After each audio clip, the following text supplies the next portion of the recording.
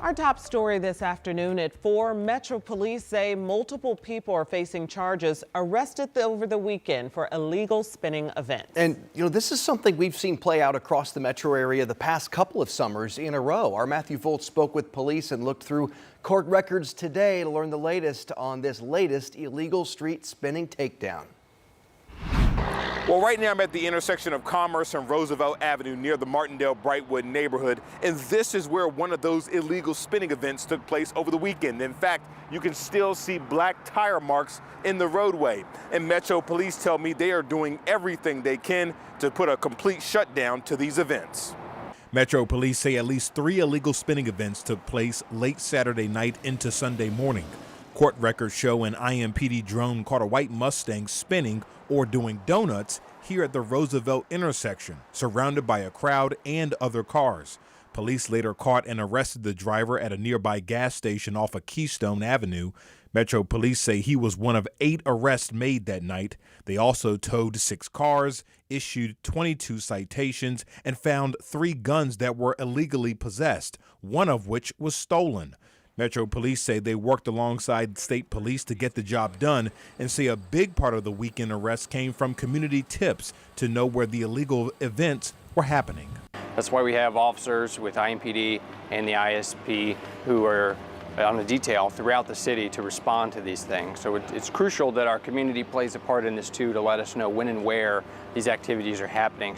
Now, Officer Brown tells me that Metro Police will continue to have crews and detectives out and about working to put an end to these illegal spinning events.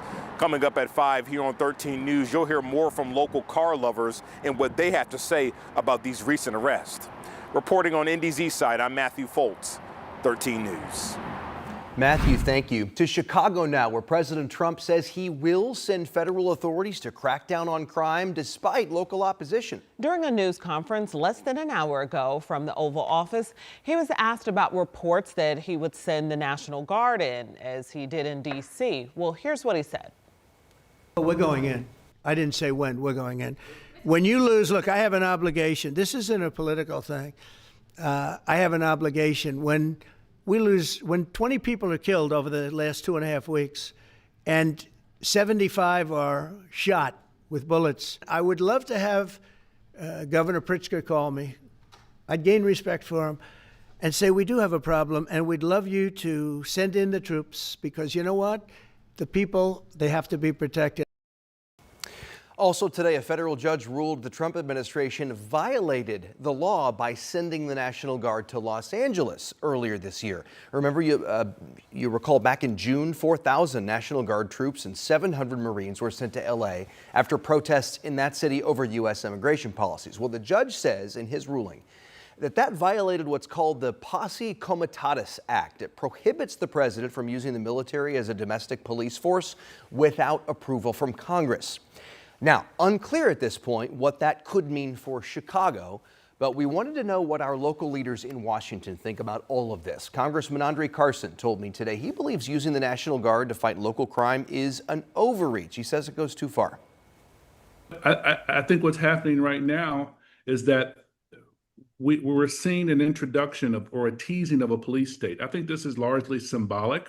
But I think the greater implications will be in the unfortunate event that we have a national security issue, that our National Guard won't be able to respond properly because they, like our law enforcement personnel, are stretched very thinly at the moment. What do you say to those who argue, though, that we are here because democratically run cities for too long have been too soft on crime? Well, listen, I'm someone who believes firmly in cracking down and getting rid of bad actors. What I don't want to do is use our National Guard to further a political agenda. We also reached out to other congressmen and women who represent Central Indiana. So far, we have not heard back. Of course, we'll let you know when we do. We have to turn now to a death investigation after someone discovered a newborn baby boy in an Indianapolis park. Investigators tell us the baby was found near Brookside Park, which is on the Near East Side near Rural Street. Police believe the child was less than 1 day old. Now investigators are working with the Department of Child Services and the coroner to determine what may have happened to the baby. And investigators are reminding Hoosiers of Indiana's safe haven law. It allows parents to surrender an infant anonymously and safely without fear of prosecution. Now, under this safe haven law, no personal information is needed as long as the child has no signs of abuse. All that they're asking is that you do provide as much information about the child as you can, like a birth date or even parental medical history or any of the baby's health issues that can help keep the baby safe and care for them. The countdown is on, and so is the pressure in Congress right now. Lawmakers are back in Washington. They returned today with some massive political battles on the horizon. So some of them include government funding, the Jeffrey Epstein files, and President Trump's push to police certain cities. Ivan Rodriguez joins us with the latest.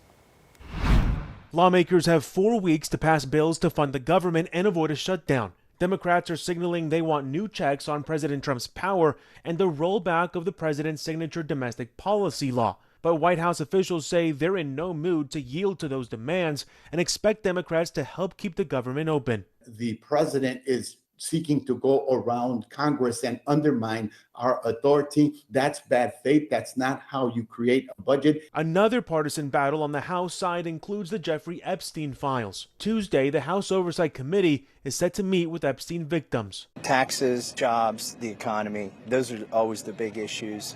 But you really can't solve any of that if this place is corrupt.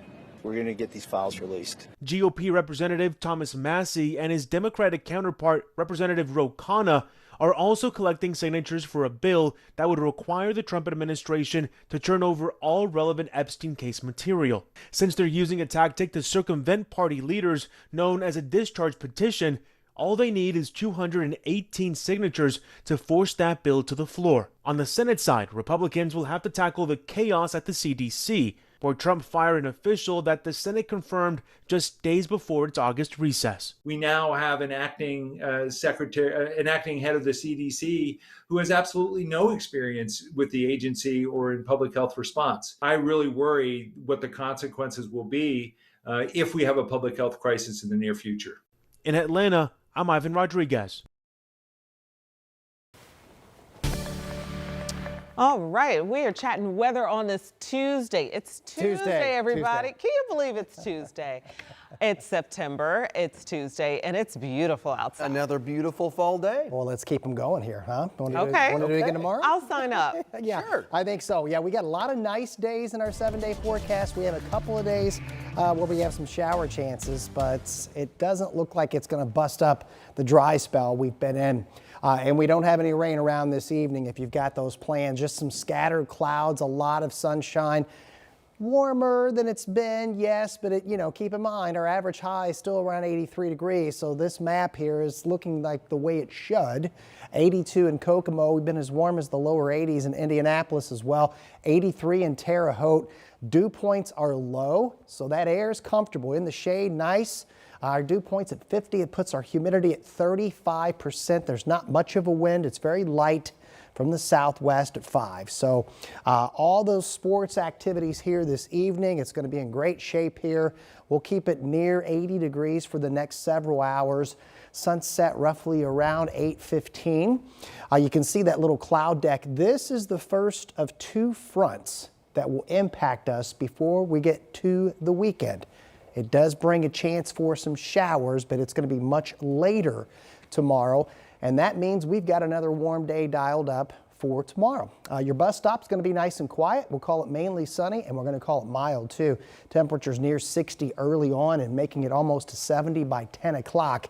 And then we'll have that rain chance coming in here late in the day. And I do want to stress that it's going to be very late.